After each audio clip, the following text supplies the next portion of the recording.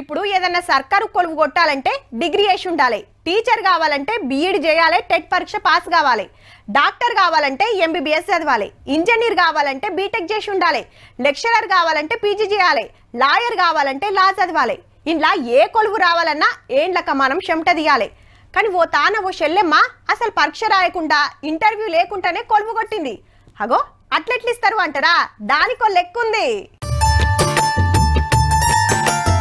Right, కుర్చీలో కూర్చొని కంప్లైంట్లు తీసుకుంటుంది కలెక్టర్ మేడం.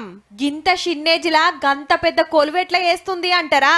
ఒక్కరోజు కలెక్టర్ మరి సెంటరోలు పెట్టిన మిషన్ శక్తి పథకం కింద షెల్లెమ్మను ఒక్కరోజు గీ కుర్చీలో కూసబెట్టిండ్రు ఉత్తరప్రదేశ్ లా. ఆడవిల్లలు మహిళలు అన్నిట్ల ముంగటుండాలి, ఇంకొకరి మీద ఆధారపడొద్దని గీ పథకం పెట్టిండ్రు. చదువులకు అవసరమైన పైకం వ్యాపారాలు చేస్తానికి సాయం అందిస్తున్నారు.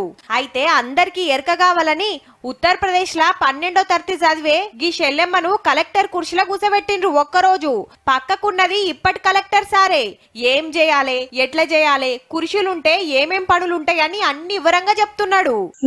भविष्य में सिविल सर्विसेज की तैयारी करना चाहती हूँ.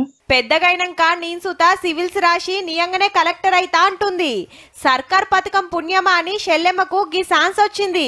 రేపు నియంగా జిల్లా కలెక్టర్ కావాలని కోరుకుంటా. All the best.